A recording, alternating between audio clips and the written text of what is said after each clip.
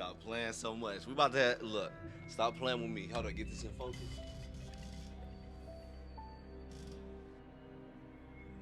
All right, boom, get this in focus. We about to have fun in this video. What's up? What's good? What's good? The reason why I know we about to have fun because this is one of the videos. There's another one y'all can tell me to hella freaking check out. But check out what I saw in my room still haunts me by Mrballen. Before we get started, just give you a heads up so you don't be freaking out. You might can't really see it. Right side of my face is like swollen. This nigga beat my ass. No, I'm playing. Stop playing. I had to get a root canal, dude. And so went to the dentist. Long story short, about to start working on my mouth anyway. I was like, it's time anyway. It's so much stuff they got me doing to my mouth to get my mouth back fixed up. I gotta do it. We're gonna go ahead and jump to the video because I know you don't care about this part. So I was just letting you know that. So they got me off of painkillers. They got me off painkillers for the pain because the after part is crazy. So yeah, if you look at it, it'd be strange, boy. I ain't high. Where is it? I heard the door open. I heard the bells. I heard the pot. I heard the footsteps. I saw the door open. I see the thing walk in. I watched it walk down the aisle. I watched it bend over. It's in the room. Where is it? And this is night one. There's 2 more nights of this, and it gets worse. That was the beginning. Oh, this one old, huh? When I was 16 years old, I was an avid snowboarder. Starting from the time I was like 12 years old, I used to always go snowboarding with the same 2 guys, my 2 very close friends, Wolf and Nick. Every winter, me, Nick, and Wolf would go up to Nick's family's cabin that was up in the White Mountains in New Hampshire. Just snowboard, and it was great. Every time we went up to this cabin in New Hampshire, it would be me, Wolf, Nick, and then Nick's mom and dad. Unexpectedly, leading into my 16-year-old winter, Nick's father passed away. We were actually wait. So this is a story about him. This is his story, right? Hold up, go back. Unexpectedly, leading into my 16-year-old winter, Nick's father passed away. We were actually planning on going on a trip to the mountains that winter. And I remember speaking to Wolf and being like, I don't know if it's even appropriate to ask about this trip. I know, because you still want to go. Nick was very close to his father. And not to mention, like, every time we went on this particular, trip up to the mountains, Nick's dad was always with us, and it just seemed like how can we possibly now go on this snowboarding trip? Not only is it a low priority item, but just the dynamic is all different now. Nick called us and was like, "Hey, so we are still going to do the snowboarding trip to the cabin in New Hampshire." All right, bro. I'm sorry about Pop. Yes, you be hell ready. So I take it, is this a true story, or is he like telling a tale? Damn. We are still going to do the snowboarding trip to the cabin in New Hampshire. And so, Wolf and I, we spoke and we're like, let's just go with it. I mean, maybe they want to do something that is maybe is a fond memory of their father, their husband. And so we agreed to go. So he passes away maybe a few months before we end up going up to the mountains. And so the grief was still definitely there, but also just, again, that the dynamic was it was like the elephant in the room, right? Like, as we're driving up, we drove in the same car, me, Wolf, Nick, and then Nick's mom was driving. It was so apparent that Nick's dad was missing because he was always in the car with us when we drove up. Anyhow, so we make the trip up to New Hampshire, and we're planning to be up there for 3 days. So the house itself wasn't really a cabin, it was a house, it was a small house. It was on a mountain. And if you think about the way a mountain works, it's a slope. And so in order to have a house level on a mountain, a portion of it needs to be on stilts, right? The portion that's kind of hanging off the mountain.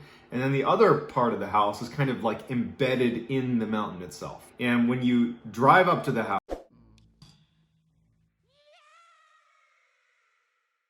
My bad, that might be the video. I thought I heard like a baby crying. To be on stilts, right? The portion that's kind of hanging off the mountain.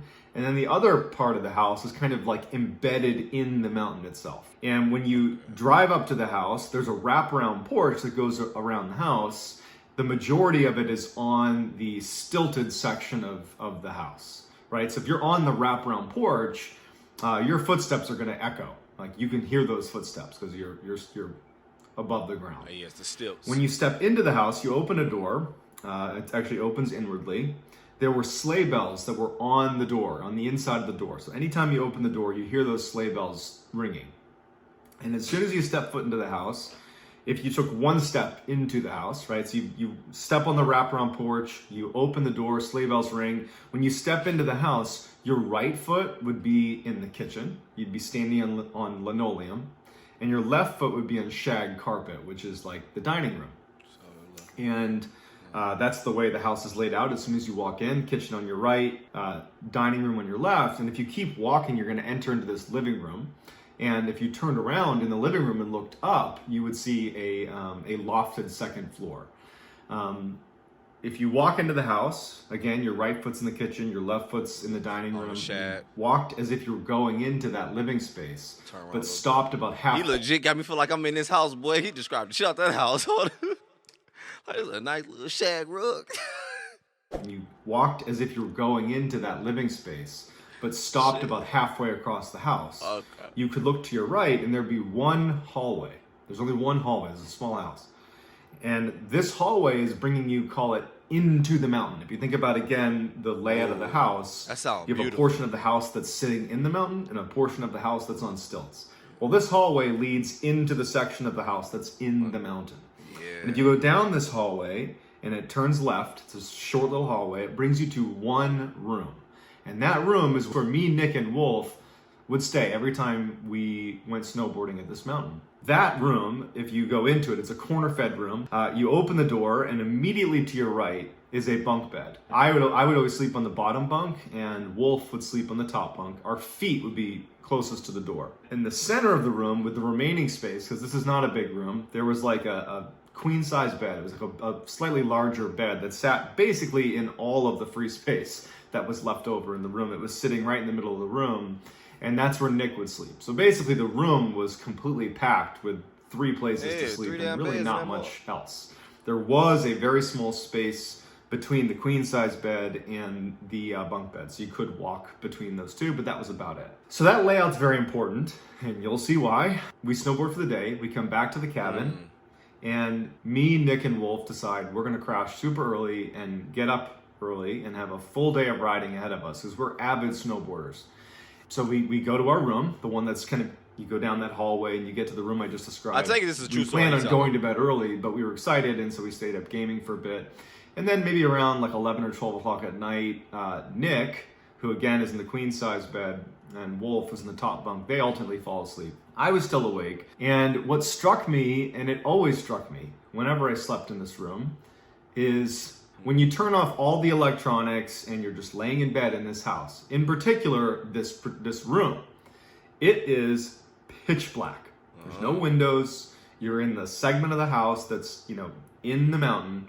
It is truly pitch black. Man, it's like, it's one of those things that I know is beautiful but scary at the same time. Like the woods, like when we watch a lot of videos about the woods and shit, and y'all be like, man, I ain't never going to woods. I ain't never been. Y'all crazy. Yo, as scary as I am, as much as I be hate, like those stories, whatever, yo, that junk next to never will happen. Get out and enjoy it. I'm telling you, dog. The woods, when you go camping legit like that, and in those mountains, whatever, because in Arizona, we used to do like the mountain hiking a lot, dude. It's beautiful as hell. It's scary as hell, but it's beautiful, man. So the way he described everything, I'm like, I want to know the window view. But I was like, I'm wondering, like, man, because he said you were entering the mountains from that part of the house. Like, can you see all of that from that room? Because that will be dark, but that will be beautiful. I ain't gonna cap. I don't know why I just told you that story.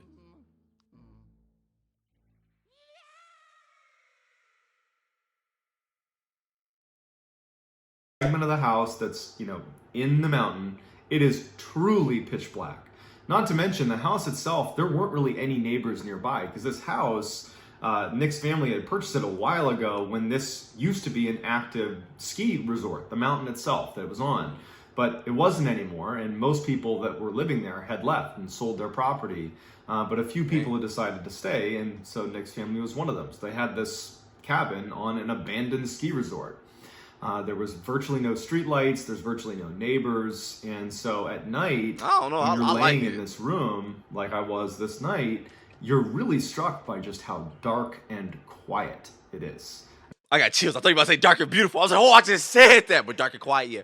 I can't do quiet, though. Night, you're really struck by just how dark and quiet it is. I mean, basically no white noise. I mean, silence and pitch black. And so I'm laying there, and one other detail that needs to be brought up before we get into what actually happens. So Nick had two much older brothers. They were in their 30s, and we're 16 years old.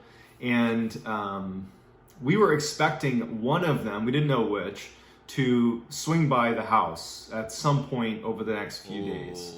That's what Nick's mom had said. Nick had kind of reiterated it. And I think that Wolf and I understood that, now that Nick's father was gone, that they were just kind of trying to find a way to fill the void that was left from the father passing. And so we were expecting over the course of that weekend for someone, one of the two brothers, to come to this house and stay with us for a night or whatever it was. I had never met either of these two brothers. I knew they existed, I ain't but going. I had never met them before. But somewhere in the back of my mind, I know that probably one of them's going to show up at some point, maybe tonight, maybe tomorrow, whenever it is. Man, it's giving me goosebumps just thinking about this. So that night, as I'm laying in bed, I'm thinking about how dark and quiet it is. I remember the only light in the room was the digital clock, the little red digital clock. And you would just stare at it too, yup. In the light, and that doesn't emit much light, but when it's pure darkness, it does. It's the only thing you'll look at. And I just could not fall asleep. I remember I got to a place where I started counting how many hours of sleep I might get if I fell asleep right then and there, which is never a good sign. That means you're not close to sleeping.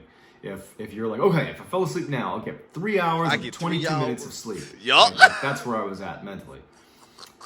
At some point, I think it was around 3 a.m, I remember looking at the clock and thinking, wow, it's gotten so late and I'm still awake. I hear footsteps on the wraparound porch. In a situation where, as I'm telling it, you're going to think, how did you not raise, a red flag immediately? In real time, in real life, your brain goes to great measures to convince you that everything is okay. It really takes an enormous amount of anomalies to stack up for your brain to say something's wrong. And so that's what happened in this first night.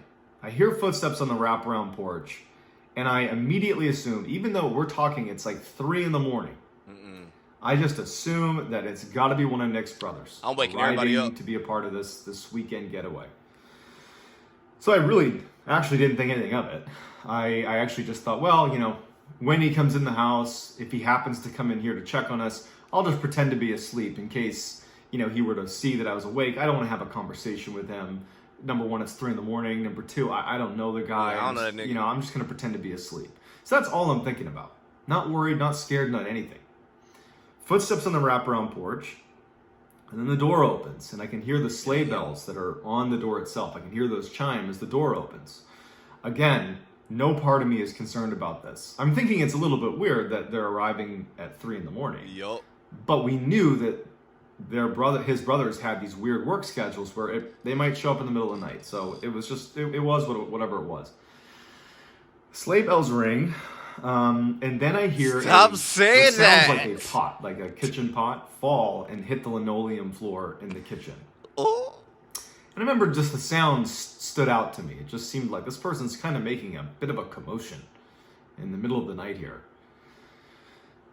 And the door didn't shut. And I noticed that.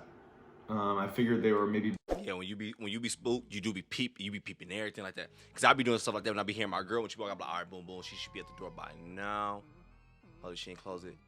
Hey, babe. And I asked her something, she be like, you good? She's like, yeah, whatever. I know exactly what he's talking about though, but I couldn't do it in that room. Just wake him up. You got an excuse to? I'm like, hey, Nick, bro, I hear somebody here. I think it's your brother.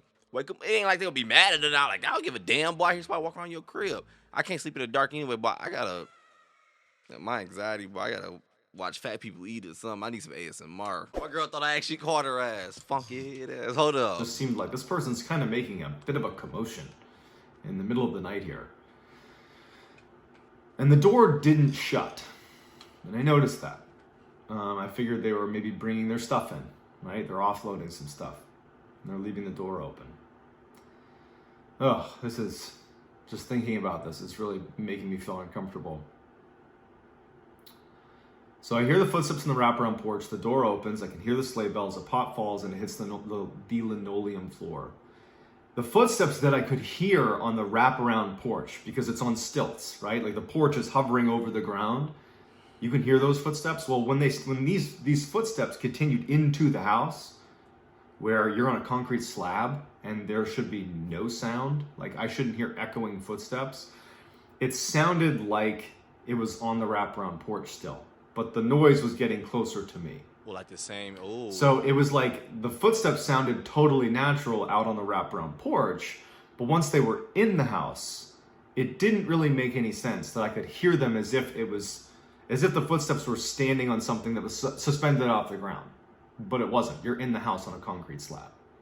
And so I hear these footsteps. The door hasn't shut. The front door is wide open. We're in the middle of winter here. We're in the middle of nowhere too. And I'm thinking about that, but I'm still thinking it's got to be Nick's brother, one of Nick's brothers. The footsteps continue through the house, and they stop about halfway through the house. If you open that door and walk halfway through the house. And then the footsteps began to walk down the hallway. Is it going to be Nick Dad? Towards our room. So they come down the hall. And they get right outside the door, which is shut. The door to our room is shut. And I'm sitting there, again, my feet are closest to the door. It's pitch black in the room, minus the, digital clock. And I'm thinking, why didn't they shut the front door? Of all the weird things that have happened, the fact that I'm hearing footsteps as if they're on the wraparound porch, but they're getting louder and moving through the house, the thing that really just made the hair on the back of my neck stand up was, why didn't they shut the front door? That just seems like such a bad idea. There's animals out there. Right, there's a host of things out there. Like, why aren't you shut? And not to mention, it's freezing outside. There's a space between the bunk bed, the bottom bunk that I'm on, and the top bunk. There's a space that I can see clear as day. Whoever walks in the room, I'm going to see them when they walk past the foot of the bed. But because of the top bunk, my view is actually obscured, and I wouldn't be able to make out someone's face, for example. I could really only see their middle section. And so when the door opens, I'm getting creeped out, bro. Because somebody gonna come in and you'll see legs. And I just like the dad just gonna look down. Oh, shit. My bad. My bad. I could really only see their middle section. And so when the door opens and this shadow figure walks into the room, which by the way, I'm in a pitch black room and I clearly make out a black silhouette. This thing walks into the room and it's obscured, so I wouldn't have been able to see its head or upper body anyways, but its hips are so high that I can't even really see those. Those are at the level that I would expect someone's upper body or head to be at. Meaning, this figure that's walked in, its legs are extremely long, and so if it was proportionally the size of a human, you're talking about maybe a 10-foot It's a tall moose, person, dog. but we're in a space that is not a 10-foot high ceiling. And so this thing walks in, and as soon as I see it, and I make out that black silhouette, even though it's pitch black in the room, I clearly see the silhouette that is unnaturally tall, combined with all the things that I've just thought about, mainly the door's still open. They've made kind of a commotion. I can hear these weird footsteps. I instantly was frozen. My bad ain't no moves because it would have had to open the door. But I was thinking that because when he was like, it was tall. They've made kind of a commotion. I can hear these weird footsteps. I instantly was frozen with terror. Frozen. Petrified. I'm like, it's not Nick's brother. And even if we're not talking about paranormal here, this is such a bad situation. Even if that's just some dude who's come into the house. That's a really bad situation. Hold on, wake your boys up. So no matter what, this is a really bad situation, but what I'm looking at doesn't make sense. It's an unnaturally tall person. They've left the door open, and I hear their footsteps all over the house, and it walks in past the foot of the bed. Ooh, wow. And I'm laying there, and I can't see higher than its waist, because it's obscured by the top bunk. And this thing makes this facing movement, like a military facing movement, and begins to walk down the aisle between the queen size bed in the middle of the room and the bunk bed where I am. Shit. And it's walking down right next to me, and I'm literally sitting there, unable to move. I'm sorry, boy, I don't woke everybody. Boy, I'm so this booked out. Cause he legit like having a story. But the thing I'm thinking, like, Baller, why you never woke your partners up? As soon as I heard some steps, hey, Nick, hey, bro, I think your brother here, dog. Go on, get up, boy. Size bed in the middle of the room and the bunk bed where I am. And it's walking down right next to me, and I'm literally sitting there, unable to move. And I remember thinking, I can't do anything. I'm truly frozen with terror. Sleep paralysis. And all I remember thinking is, whatever happens, just don't bend down and look at me. That will ruin my life. If this thing so much as looks at me, that's it, I'm done. So it walks down the aisle, it's right next to me. I'm literally frozen. And it does another quick movement, but it's facing away from me now. Facing towards Nick in the center of the room. And it bows onto and then down through Nick's bed. And What disappears. the fuck? In the movies, in a movie, What? as soon as the ghost disappears into the floor, whoever's hiding would make a run for it. In real life, there's no such thing as ghosts. There's no such thing as people disappearing into the ground. So I'm expecting this thing to just get back up again. I couldn't understand that it was, what did it disappear into the bed? That's not possible. Where is it? I heard the door open. I heard the bells. I heard the pot. I heard the footsteps. I saw the door open. I see the thing walk in. I watched it walk down the aisle. I watched it bend over. It's in the room. Where is it?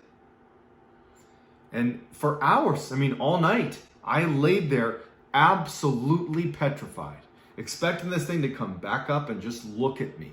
That was my biggest fear, is whatever this thing was, I did not want it to look at me. So that was the worst. I'm laying there frozen. I can only move my eyes all night. Finally, I hear Nick's mom out in the living room making coffee. This was probably like 5, 6 in the morning. And it was like the first time that I'm like, okay, I'm safe now. Even if it's in the room, I'm safe to just go because I can hear someone out there. And I could hear her speaking. I knew it was her. And so I go right out there. And now you got to understand that even though this was a horrible situation that I still can't really explain, I know that she has just lost her husband. Yep. And so the idea of approaching this subject, which effectively is going to turn into ghosts, right? I've never had a paranormal experience before this. I've never had a paranormal experience since, right? Like I'm more or less a skeptic, and I'm going to go out there and I'm going to start talking about ghosts to the woman who's recently bereaved. It just felt really inappropriate. And so I was really struggling with how I wanted to communicate what happened. And so I went to the table, she got me a cup of coffee, and and we know each other well, she knows me well. And she definitely picked up that something was wrong, but didn't really ask anything yet. She was just kind of puzzling, like kind of sizing me up a little bit. Fuck you looking at? And the only thing I could think to do was to just ask, hey, did either of your two sons, Nick's older two brothers, did they stop by at any point last night? Did they stop by? And she's like, no. And I'm sitting there like, okay. And I'm just like, I must have had a reaction that was obvious to her. And she just goes, I heard my husband here last night too. Oh, you fucking playing! And, that made it a lot worse. Because on the one hand, you have a situation where she is confirming something that part of me hopes is a bad dream. Number two, I'm snowboarding my ass down the mountain going home. Get the fuck out. Daddy, the reason why that's so creepy, because I was thinking that before I went to the moose. I was thinking that. So I take it his dad was like militant or something, because he said he was walking like, well, you see Mr. Ball the thumb when he did that? But I was like, how he do that? But the way he was walking was like in order, straight, whatever. And he turned, whatever. So I was like, bro, that sound like some daddy shit. Like, that sound hella weird. Like your father, like he he a little more manlier than like, cause it gets weaker and weaker as we keep creating. That's what it seemed like. But look, you know, cause that's what I was picturing, dog. Well, you have to, man. Your dad. No, my bad. Them chills got me when she said, "Yeah, I heard them too." Affirming something that part of me hopes is a bad dream. Number two, she's now saying it's her husband. And so I intuitively assumed that she has somehow figured out what I'm stressed about that probably isn't real. And because she's grieving, she's created a story where her husband is now in the house, looking over us. I really believe that she didn't hear anything, that she just somehow understood that I had this weird feeling and she'd turned it into oh, my husband's in the house. And I just couldn't ask any more questions at that point. I felt like I had set her up for this awkward exchange. I felt really bad that that was the discussion we were having. I also thought if that's true, I don't want to have this conversation. I really was just dumbfounded on what to do in this situation. And this is night one. There's 2 more nights of this, and it gets worse. Well, I'd have went home. So Nick and Wolf eventually come out. I know he can't just go home because he didn't drive her. But 2 more nights of this, and it gets worse. So Nick and Wolf eventually come out of the bedroom, and they come to the dining room. And the same way I felt reserved talking to Nick's mom about what happened, I had the same feelings about Nick because it was his father. And I also just felt like that would be inappropriate. But Wolf, he's not a family member, and he's my buddy, and I kind of pulled him aside, and I kind of told him what was going on as best as I could. But I kept it kind of generic. I was like, I could have sworn I heard someone in the house last night. I could have sworn. And he's like, yeah, you're probably dreaming. That's what this is. And I was like, no, I wasn't, but I can't make sense of it. And I was like, can you just do me a favor? I know this was real. And at this point, Nick actually overheard the conversation, and I very much kind of cut ties with what I was talking about. I was like, yeah, I just thought I heard something last night. It's just me freaking myself out. And I was like, can you guys tonight, when we get back from snowboarding, can I fall asleep ahead of you? That way, I'm asleep. You guys can just fall asleep after I do. We sleeping together, dog. I'll sleep through the night. No big deal. And they're like, all right, yeah, weirdo, whatever. So I'm like, all right. My big plan is I'm just going to go to bed really, really early. Because I didn't sleep the night before, so I'm thinking, I'll fall asleep right away. So we go out, we snowboard for the day. My mind is off of what happened. And frankly, I'm starting to convince myself that had to have been, sleep paralysis. Even though I'd never had that before. I was Googling some stuff. Maybe it was sleep paralysis. Maybe it was just a really intense dream. I would just there has to be something. This is too weird. It has to be something explainable. Turns out it wasn't. I go cap though, boy. This yellow wall killing me, dog. This shit's so yellow. Weird. It has to be something explainable. Turns out it wasn't. I want to paint it, dog. I'm sorry, man. Be something explainable. Turns out it wasn't. We get back from snowboarding, and I am immediately going to bed. Pretty much immediately. It was maybe 6 o'clock. I was like, I'm going to bed. And I get in bed, and all I'm thinking about is what happened the night before, and I can't fall asleep. Eventually, Nick and Wolf, they come in the room, and they're trying their best to stay awake so that I can fall asleep, but it's getting later and later, and I can't fall asleep. And now I'm back to that, okay, if I fall asleep now, I get 6 hours of sleep. And they finally just said, hey man, I'm tired, I'm going to bed. So they both fall asleep, and I'm awake. And I was so upset with myself. You screwed yourself. Why didn't you just fall asleep, you dummy? And I remember the only thing that I did that really made this real, looking back at it, is I put a knife, like a kitchen knife or something, in the springs above me. So I'm in the bottom bunk, basically right under the top bunk. I put a knife in there. And I'm laying in bed, and I'm constantly looking over at the digital clock. And it was probably around 3 a.m. It was late enough that it was okay, this is about the time that happened last night. And my heart just sunk. You're going to hear it again. when I heard those footsteps on the wraparound porch. I'm waking everybody up. Again. They sounded the same as they did the night before. I was like, that has to be one of Nick's brothers. But the door opens. I hear the sleigh bells. I hear the frickin' pot fall on the ground. It was like deja vu. The exact same thing as happened. Low-key, I think it's the mama, dog. Because I think she keeping up with a pattern to remind herself of the shit probably her and her husband used to do or something, whatever.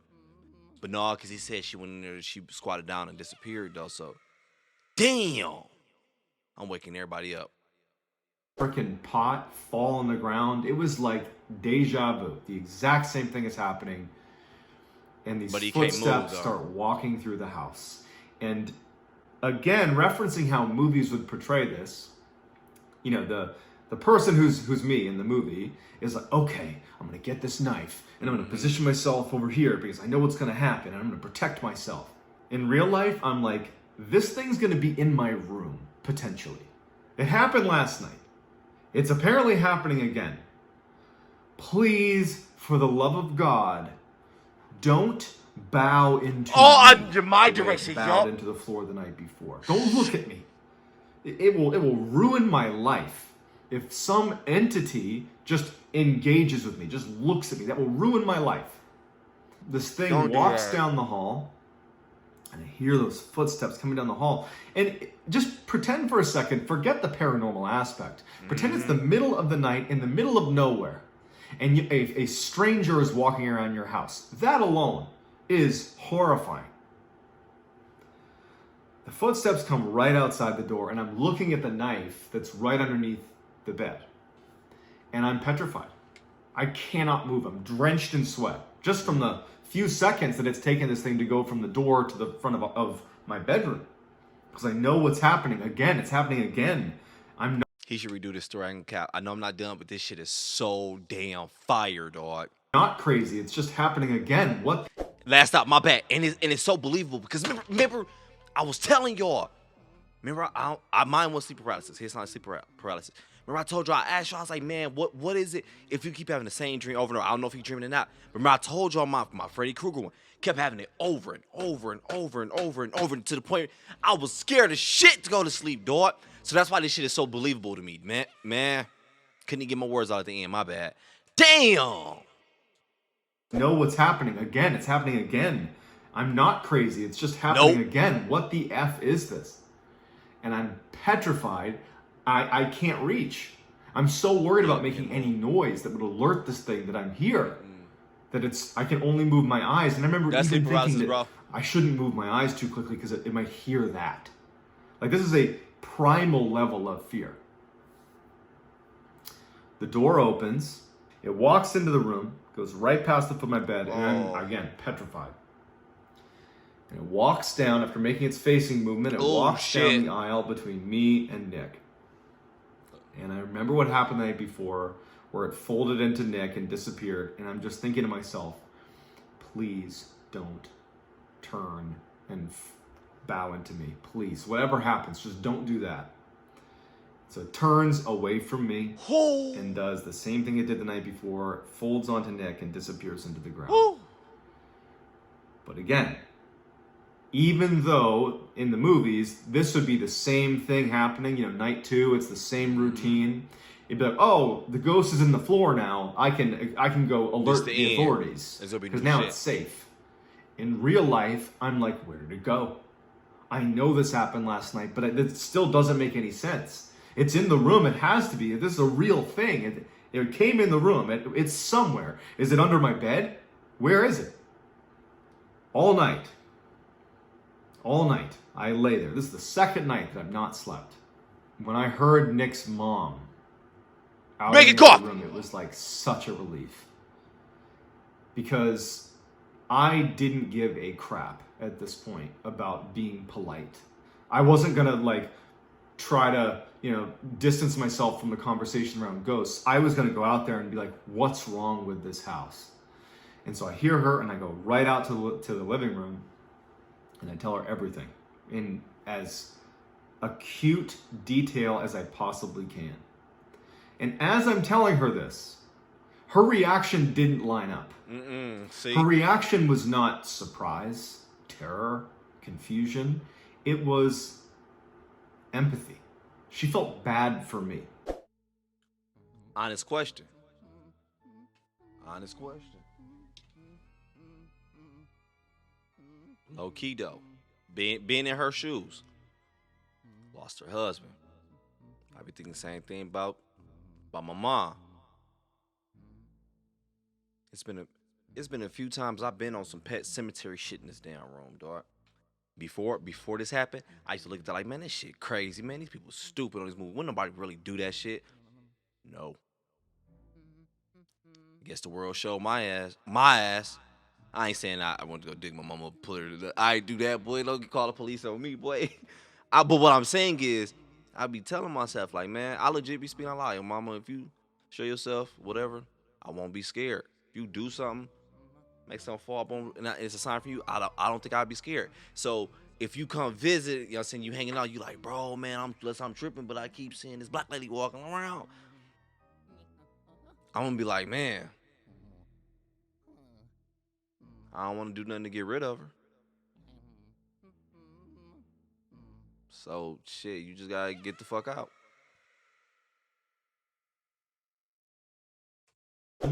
It was empathy. She felt bad for me. It was sympathy. You don't understand. Like, I'm listening, but you just don't understand what's happening. And I'm telling her all the, I mean, every detail I can possibly muster. And at the end of it, or towards the end, she just kind of stops me. She's like, John, I told you yesterday, and again, I heard it last night. That's just my husband. I heard him last night too. You got nothing to worry about. And I was like, no. That cannot be what it is. And she was like, I heard him open the door. I heard the pot fall. Oh, shit. I heard him walk through the house. Yeah. I'm assuming he went into Nick's room again. No. You guys. And I'm like, what is happening? So totally now just beside myself. I remember I was crying, actually. Like, during this conversation, I'm just crying. Not even like tears of sadness as much as just like tears of scared as hell. What's happening? Like, I needed my mom.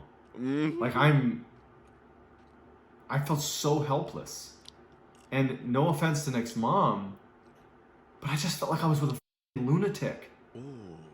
How? But like, at the same time, she's recalling the exact same things as me. How do I put that together? I remember thinking, I need to leave. Well, I thought that first night. I can't be here anymore. But then I thought about, like, how am I going to make this happen?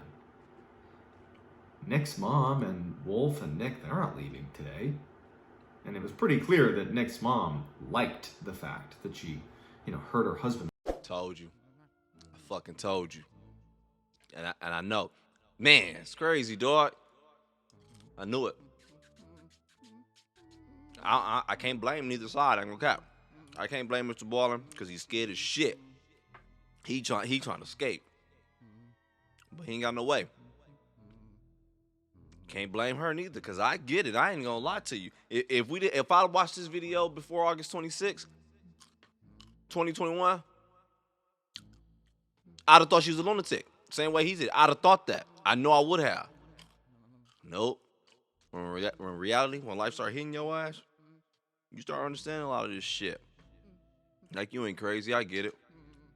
It's like the older you get, I guess. I don't know. I get it. My bad, I'm killing these nuts, nigga. These hoes hitting, but I gotta be real careful how I chew them, because I got a damn temporary crown over here and try to go back and get the other crown, because I told you what happened at the beginning. So I'm trying to chew these hoes, but like not chew all the way, because I'm hungry as hell. You want some of these nuts, nigga? Just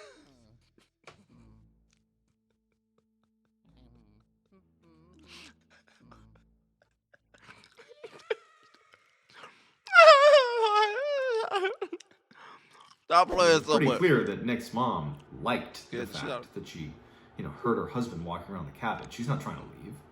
There's one more night that we're here, and I would have to tell my parents to drive, my mom or my dad, to drive to New Hampshire and come get me because I'm seeing ghosts.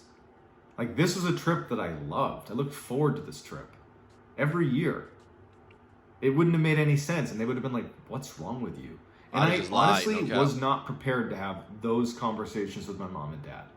I was not prepared to be like, let me tell you about the ghost I saw over the past 2 days. And so I was just kind of resigned and decided to stay.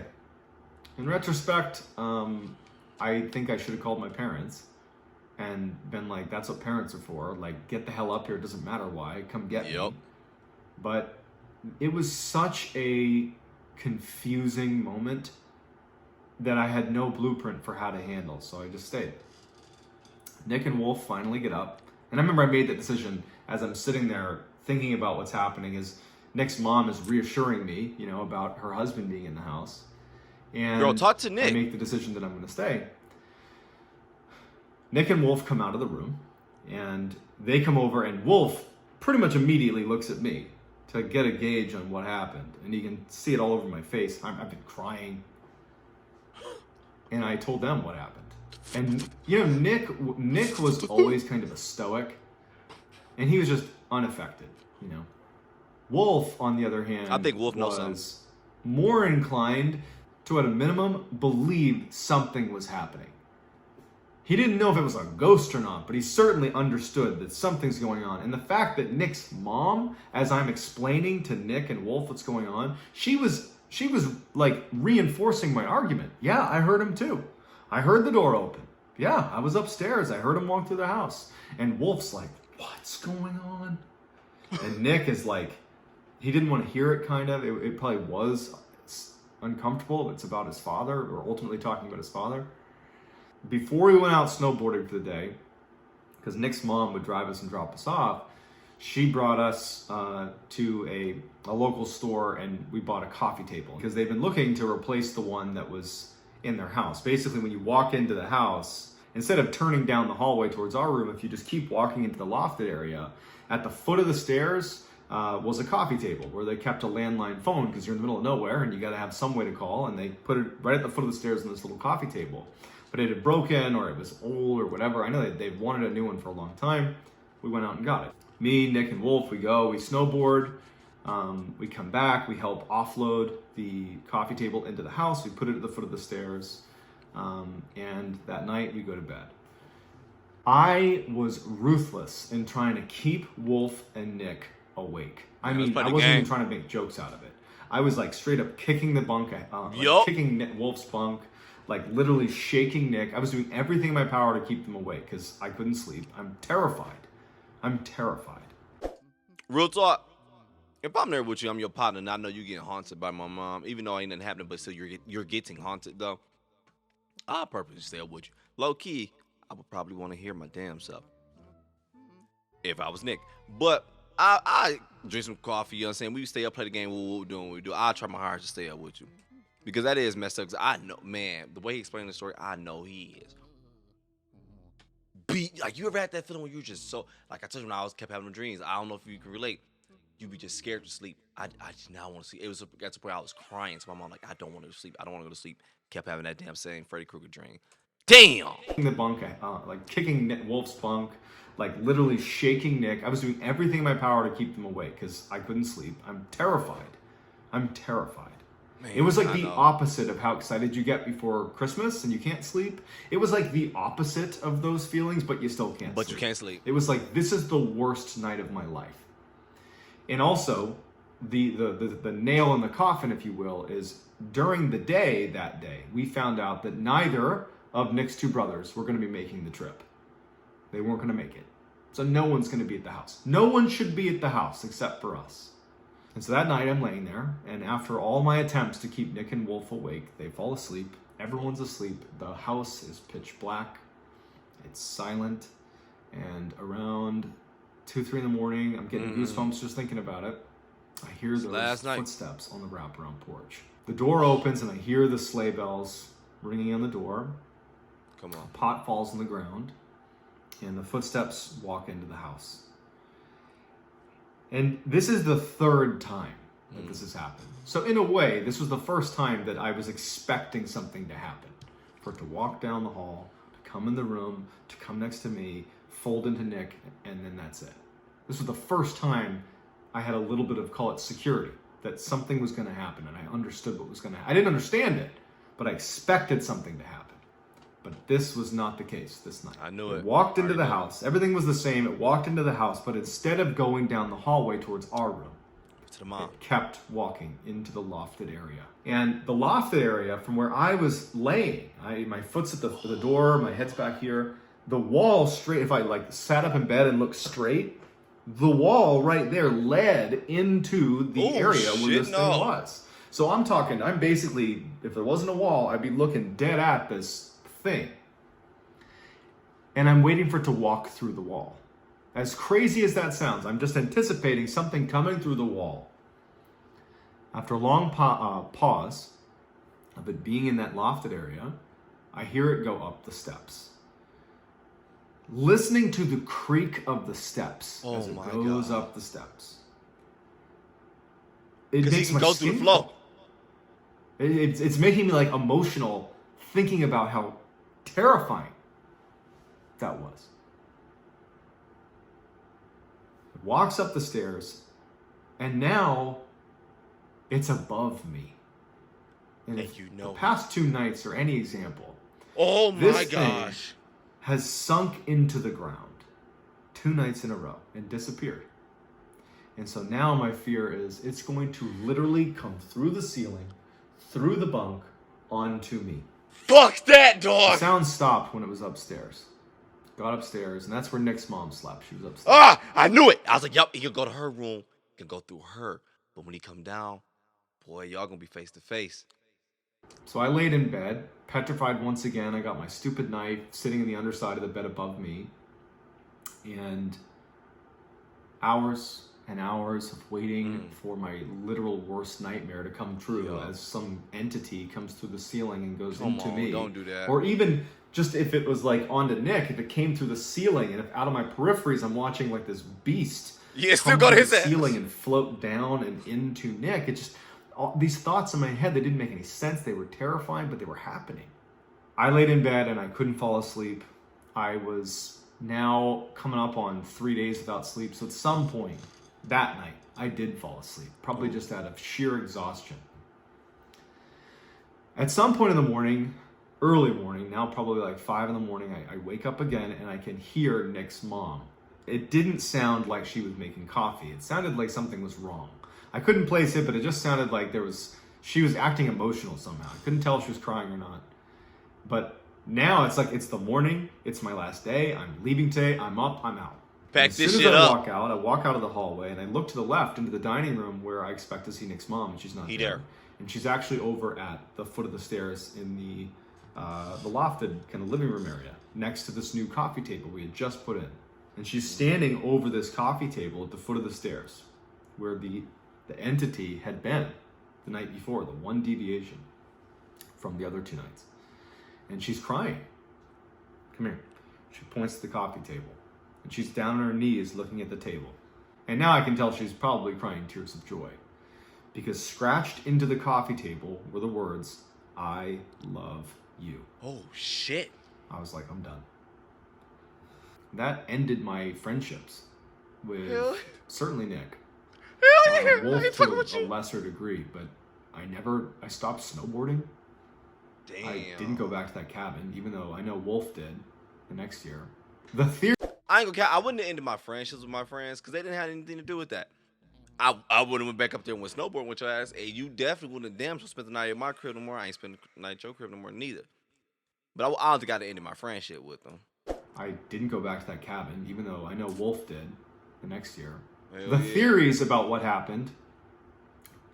Nick's mom, it's possible she could have created a narrative, made it about her husband, and then she could have just as easily scratched. I think she did scratch it in there though. But like I said, I think she's in her head. But you heard what she heard. She's bro. That into the table. The "I love you." That could have been her. It's also possible that she had sleep paralysis and I had sleep paralysis, and somehow we Sleepwalking? synchronized and had the same vision and she scratched in the table. Or, to be honest, what I believe, that was a ghost. And that it interacted with the physical world. And it did walk around the house. It did carve "I love you" into that table. And, you know, that's the only time in my entire life that I've had anything happen like that. I don't have any other paranormal stories before or after. That's it. I hope you enjoyed that. I'm going to continue to do long versions of my ghost stories and scary stories that I find that I've been posting on TikTok. I'm going to do long versions of those on this YouTube channel. That's going to be the new direction for this channel. If you have a great ghost story, please DM me on Instagram. My handle is John B. Allen 416, JOHN BALLEN 416. Y'all did tell me it was his name was B. Allen, but everybody kept calling him Ballen, so he just went with it, which was a good idea, honestly, because that works. It sounds fresh as hell, like Mr. Ballen. It's just but crazy, man. I knew it was the dad. I knew it, and I believe he was really hearing that, and I believe the mom was really hearing that. I wanted him to talk to Nick more, to like get some stuff from Nick, see if he was, because low key I'd have been mad if my mom was visiting somebody else, like my sister, somebody like that, and she ain't say what up to me though. Like, and again, like I said, I don't know where you in your life. That may sound weird. I told you before August 26th, I was like, boy, you weird. Hell no, I'm good. Man, losing somebody close like that, shit. I ain't gonna cap to you. I want the interaction. I want it. I want it.